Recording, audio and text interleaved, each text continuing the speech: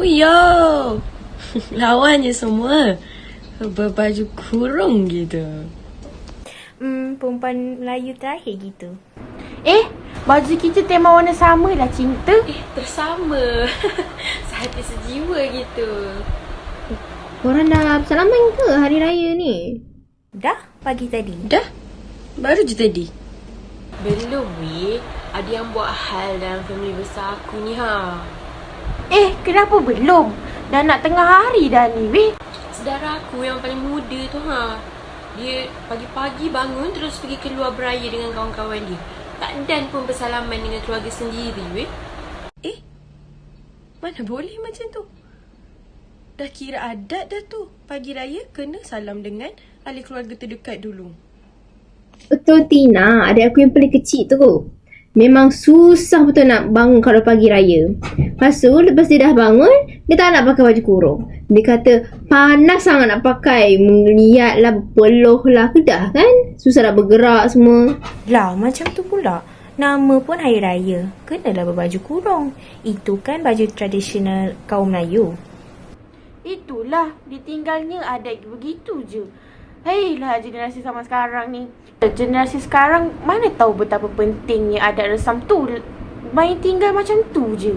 Sangat tu, setuju. Nak suruh yang muda-muda ni ikut pergi ziarah ahli keluarga yang jauh sikit, ziarah kawan-kawan ahli keluarga, ziarah jiran-jiran. Nak dapatkan silaturahim pun payah.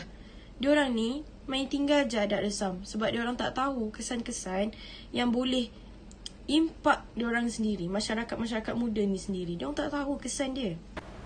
Diorang tak tahu yang adat resam tu bukannya berdiri-diri sendiri je.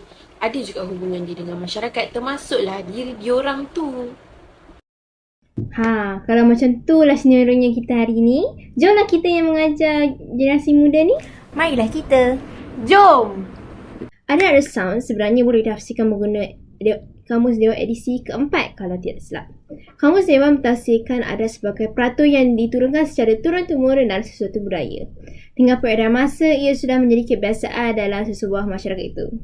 Ia telah menjadi satu keperluan kiranya dari generasi ke generasi.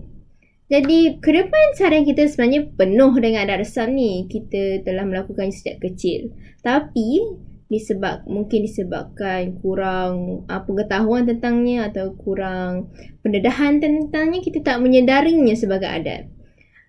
Ini dapat dilihat dalam cara kita mengadukan kematian, kelahiran dan juga perkahwinan. Adat istiadat Melayu sebenarnya sering dikaitkan dengan agama Islam hasil daripada penyebaran Islam berabad-abad ke seluruh tanah Melayu pada zaman dahulu. Sebab itulah orang Melayu di Malaysia, terutamanya sekarang, mengamalkan amalan perkataan sama seperti yang diamalkan oleh orang Islam. Sebagai contoh lah kan. Sesudah kita mengetahui tentang adat resam, penting untuk kita tahu tentang masyarakat. Jadi masyarakat pula menurut Kamus Pelajar edisi kedua adalah sekumpulan orang yang hidup bersama di sesuatu tempat dengan cara-cara dan peraturan tertentu. Contohnya macam kita sekarang. Seperti yang dijelaskan oleh ahli sosiologi, masyarakat adalah interaksi orang yang berkongsi budaya yang sama. Ikatan budaya yang disebut mungkin berdasarkan etnik, bangsa, betina, kepercayaan, nilai dan juga aktiviti yang dilakukan di suatu tempat. Masyarakat juga boleh merujuk kepada kawasan geografi dengan orang yang mempunyai budaya bersama. Sekarang, marilah kita lihat jenis-jenis adat resam tradisional dalam kalangan masyarakat Melayu. Yang pertama, saya akan menjelaskan tentang adat-adat kelahiran yang diamalkan oleh kaum Melayu. Antaranya ialah adat berpantang, di mana seorang wanita haruslah menjaga pantang larangnya selama 44 hari selepas bersalin. Jika mereka melanggar pantang larangnya, wanita tersebut akan mengalami kesan buruk atau kesakitan pada tubuhnya. Seterusnya adalah adat melaungkan azan, di mana di dalam ajaran Islam adalah sunat bagi bayi lelaki untuk mengulangi azan di telinga mereka manakala bayi perempuan diberi iqamah. Adat seterusnya adalah adat mencukur rambut, di mana rambut bayi tersebut akan dicukur pada hari ke-7 selepas kelahirannya. Dan yang terakhir adalah adat naik buai, di mana semasa upacara ini dijalankan, bayi tersebut akan diletakkan di dalam buaian yang menggunakan kain songket atau batik dan dihias indah dengan bunga-bungaan. Selendang akan diikat di kiri dan kanan buaian dan ditarik perlahan-lahan semasa upacara berlangsung. Seterusnya, saya akan menjelaskan tentang adat-adat perkahwinan. Sebelum seorang lelaki dan perempuan digelar sebagai suami isteri, terdapat beberapa adat yang mesti dilakukan. Yang pertama adalah adat merisik, di mana merisik merupakan peringkat pertama dalam proses perkahwinan. Ia di mana keluarga pihak lelaki akan bertemu dengan keluarga pihak perempuan dengan tujuan untuk mendapatkan kepastian gadis yang akan dipinang masih belum berpunya, dan pihak lelaki juga akan dapat menyelidik latar belakang keluarga gadis tersebut. Selepas itu adalah adat meminang, di mana pada peringkat ini kedua-dua pihak keluarga akan membincang dan menetapkan tarikh pertunangan pasangan lelaki dan perempuan itu. Seterusnya adalah adat bertunang, di mana tujuannya adalah untuk menetapkan tarikh perkahwinan, jumlah wang hantaran dan lain-lain. Sedikit barang hantaran juga akan disediakan oleh pihak lelaki seperti cincin tunang dan telekong. Adat seterusnya adalah akad nikah, di mana akad nikah merupakan istiadat yang diperlukan oleh agama Islam dan undang-undang untuk menghalalkan perkahwinan tersebut. Bapa pengantin perempuan akan menjadi wali untuk menikahkan anaknya yang dijalankan oleh Tok Imam.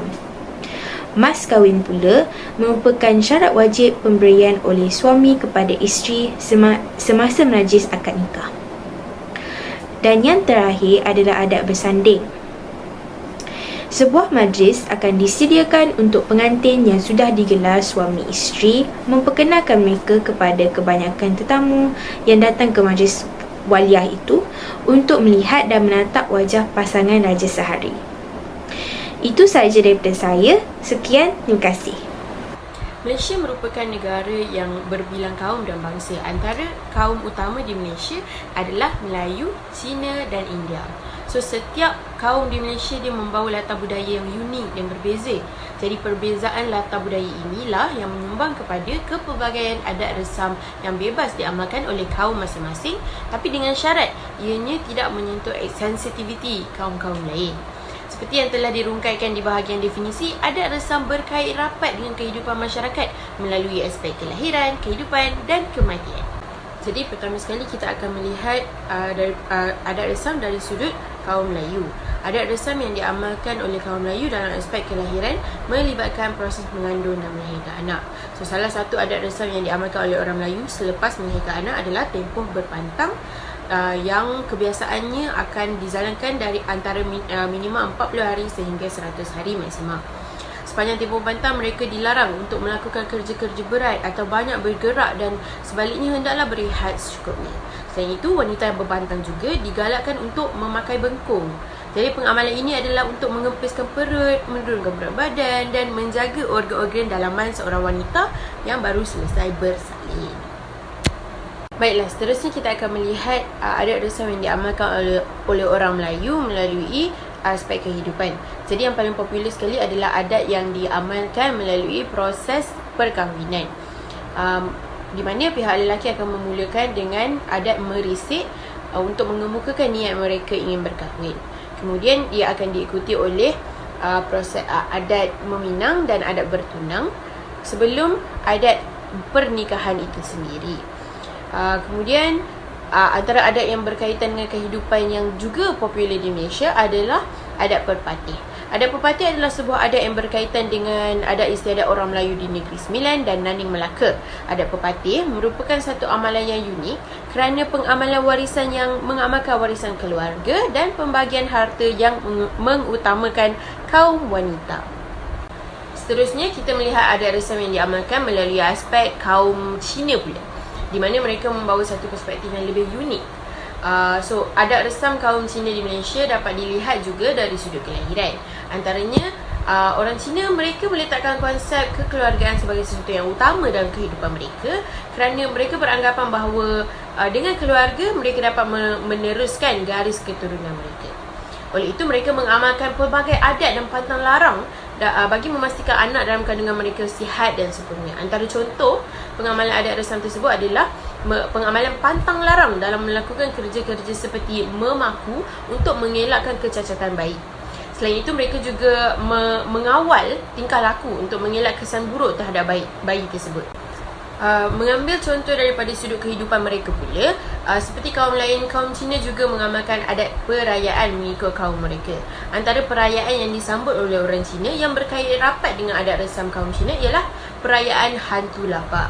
Perayaan ini disambut pada hari ke-15 dalam bulan ke-7.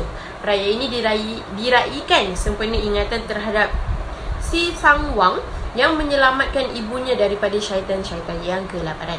Jadi sepanjang proses perayaan ini, mereka akan meletakkan makanan-makanan di toko-toko mereka untuk memastikan syaitan-syaitan ini dapat tidak mengganggu keluarga mereka. Akhir sekali, kita akan melihat dari sudut kaum India pula, di mana mereka juga mengamalkan adat resam yang unik di Malaysia. Jadi antara adat resam yang diamalkan oleh kaum India di Malaysia adalah pengamalan adat Valai Kaapu, iaitu satu adat yang diamalkan semasa mengandung bagi melindungi bayi dalam kandungan. Adat ini dilakukan ketika kandungan sulung wanita hamil berada di usia 7 hingga 9 bulan.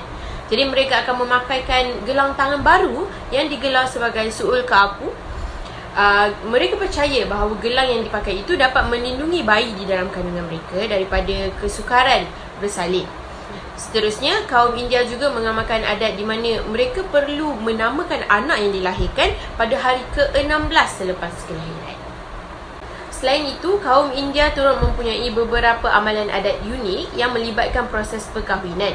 Antaranya ialah adat penyediaan ta'ali di rumah Galyam, iaitu lambang suci perkahwinan yang dikalungkan pada leher kedua-dua pengantin. Penyediaan ta'ali ini dilakukan 7 atau 9 hari sebelum hari perkahwinan. Sudah terang lagi bersuruh kepelbagaian adat resam membawa perbezaan budaya yang unik dalam sesebuah masyarakat adat menjadi keunikan identiti sesebuah kaum. Maka jika dibiarkan lapuk di telan zaman, hilanglah identiti kaum tersebut. Oleh itu, kepentingan adat resam dalam masyarakat kini yang pertama adalah untuk mengekalkan sifat harmoni dan bersatu padu antara kaum. Sebagai contoh, adat yang diamalkan semasa perayaan dapat dititik beratkan dan dikongsi bersama semua rakyat Malaysia berbilang kaum. Hal ini akan mewujudkan semangat harmoni dalam kalangan masyarakat. Seterusnya, amalan adat resam dalam kalangan masyarakat juga menjadi salah satu cara untuk memupuk nilai murni dalam diri kita. Hal ini demikian kerana setiap adat yang diamalkan mempunyai nilai-nilai yang positif yang dapat membina nilai dalaman diri kita supaya menjadi lebih baik dan bergaul dengan orang lain, iaitu sebagai contoh adat kaum yang mengadakan kenduri untuk meraihkan kelahiran anak ataupun kenduri perkahwinan. Kerana proses merealisasikan sesebuah kenduri boleh memupuk semangat kerjasama sekaligus memupuk semangat kejiranan antara kawasan perumahan. Oleh itu, wajarlah untuk kita memastikan adat resam dalam kalangan masyarakat Malaysia tidak lapuk di telan zaman. Akhir sekali, adat resam juga penting dalam menunjukkan rasa hormat generasi muda terhadap golongan orang tua.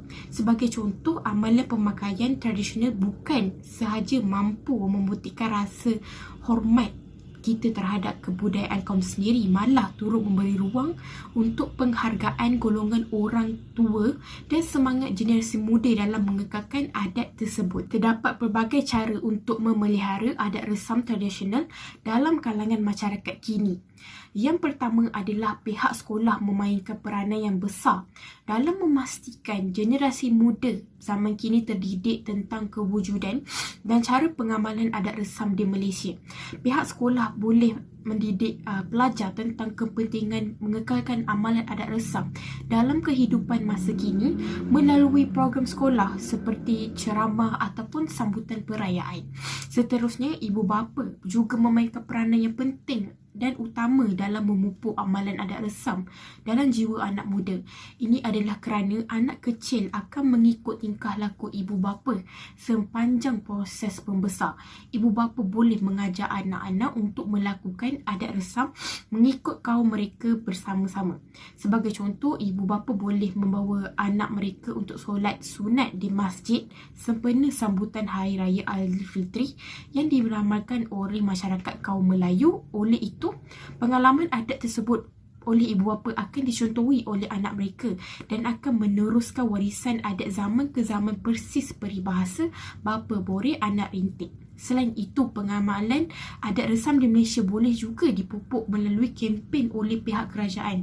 Sebagai contoh, kerajaan boleh mengadakan kempen besar-besaran tentang kepentingan amalan adat resam tradisional berbilang kaum di negara ini. Telah pun dibincangkan faktor-faktor yang mendorong adat resam diancam kepupusan, dan setiap faktor-faktor tersebut ada kesan-kesannya, sama ada kesan itu positif atau negatif.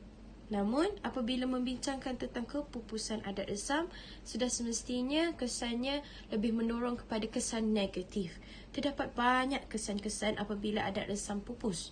Namun, saya akan kecilkan skop kepada 3 kesan terbesar yang boleh memberi impak negatif terhadap negara dan juga generasi muda. Kesan yang pertama apabila pupusnya adat resam adalah kehilangan identiti bangsa. Apakah identiti bangsa? Di negara Malaysia, rakyatnya adalah diketahui dan dikenali oleh rakyatnya yang datang dari pelbagai bangsa. Cina, India, Dusun, Kadazan Dusun, Melanau dan sebagainya. Setiap bangsa-bangsa ini mempunyai identiti tersendiri. Identiti ini datangnya daripada adat-adat resam yang dipraktikkan daripada generasi ke generasi. Kita ambil contoh bangsa Melayu. Adat yang dipraktikkan oleh bangsa Melayu adalah adat merisik, di mana pengantin lelaki akan datang dengan rombongan ahli keluarganya ke rumah pengantin perempuan dengan tujuan untuk meninjau serta merapatkan silaturahim antara dua keluarga. Ini adalah untuk menaikkan nilai moral kesopanan dan kesusilaan, di mana jika dua mempelai bercinta, tidaklah mereka berdua-duaan dan mendekati zina. Namun, dapatkan dua keluarga pengantin lelaki dan pengantin perempuan untuk tujuan berkahwin. Contoh lain adalah seperti bangsa kaum dusun di Kimanis, di mana terdapat satu adat yang digelar atau dinamakan sebagai adat Punggol. Kaum dusun dikenali sebagai kaum yang berkumpulan.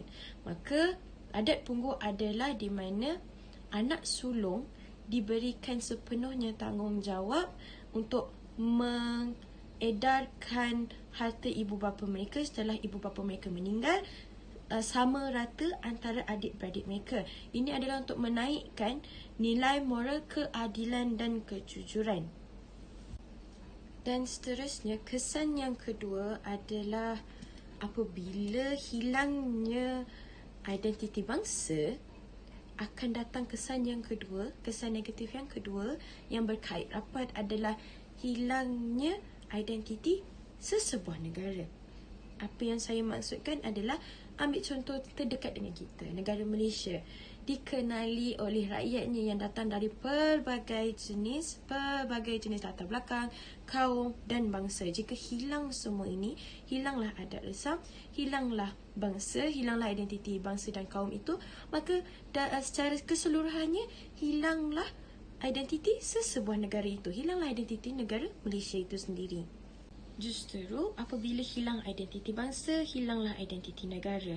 Identiti negara inilah yang menarik perhatian pelancong asing untuk melancong ke Malaysia, kerana mereka mendapati itu adalah sesuatu yang berbeza daripada adat-adat mereka, adat-adat pelancong-pelancong asing ini.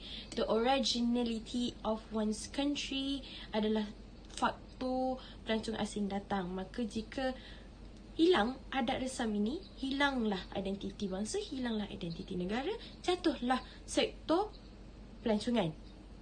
dalam masa yang sama jatuh sektor pelancongan, jatuh jugalah ekonomi negara. Jika ekonomi negara jatuh, maka rakyat akan hidup dalam kemiskinan kerana pendapatan ataupun sumber utama negara jatuh. Pesan yang ketiga yang memberi impak besar adalah generasi-generasi muda akan lupa akan susur galur, jatuh bangun serta asal usul mereka itu sendiri.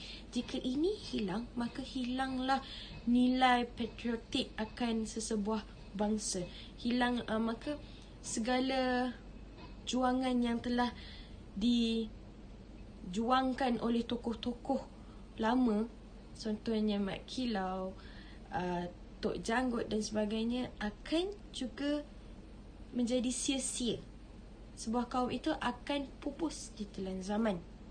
Dan apabila generasi muda lupa akan asal-usul mereka, susur galur kaum-kaum mereka, susur galur bangsa mereka, kerana tidak mempraktikkan adat resam ini, akan menyebabkan mereka lupa akan kecantikan, keunikan diri mereka itu sendiri. Contohnya, gadis Melayu cantik berbaju kebaya atau baju kurung, gadis Cina cantik berbaju cheongsam, gadis India cantik bersari dan sebagainya. Itu adalah keunikan, kecantikan yang menyatu padukan tiga ataupun lebih banyak kaum-kaum ini. Jika lupanya generasi muda akan asal-usul mereka, maka mereka akan jadi satu yang sama dan hilanglah kecantikan dan keunikan itu. Setiap adat, setiap bangsa ada cara mereka untuk mengajar anak-anak muda mereka untuk memupuk nilai-nilai moral, nilai-nilai murni dan menjadi insan yang berguna. Contohnya, kaum Cina, di mana mereka menjeritkan Yamsing apabila mereka dikenduri kahwin. Yamsing adalah bermaksud drink to victory. Bersama-sama mereka mengangkat gelas mereka dan menjeritkan Yamsing, di mana untuk menginspirasikan anak muda untuk sentiasa menjejak ke hadapan dan sentiasa melaparkan kejayaan, mahukan kejayaan. Contoh lain adalah adat melukis kolom bagi kaum India, di mana mereka melukis kolom di kawasan rumah mereka ataupun di jalan raya, di tepi jalan raya, di tempat lapang yang tidak berbumbung, menggunakan beras yang berwarna-warni. Untuk tujuannya adalah untuk menarik perhatian burung-burung dan memberi makan kepada mereka beras-beras tersebut dalam masa yang sama. Ini adalah untuk memupuk nilai moral untuk sentiasa menjaga alam sekitar, menyayangi alam sekitar, kerana alam sekitar akan menyayangi kita dan memberi manfaat yang lebih kepada kita. Ini adalah contoh-contoh nilai murni yang tersirat di dalam adat-adat resam yang dipraktikkan oleh kaum-kaum daripada generasi ke generasi ini. Masih terdapat banyak kesan-kesan buruk jika hilang di telan zaman adat-adat resam ini. Namun saya janjikan 3 sahaja kesan buruk yang besar, yang paling negatif dan yang paling besar yang harus dibincangkan, telah pun saya bincangkan. Dan oleh itu saya ingin merangkumkan bahawa adat resam memberi banyak faedah kepada negara, masyarakat serta insan itu sendiri. Maka untuk mengelakkan kesan-kesan buruk yang telah saya bincangkan itu terjadi ataupun berlaku, kita haruslah sama-sama pelihara adat-adat resam supaya tidak hilang identiti negara, tidak hilang identiti bangsa, dan insan-insan, rakyat-rakyat generasi muda tahu akan asal-usul dan keunikan diri mereka. Maka dengan ini adat resam adalah penting dan harus dijaga. Terima kasih.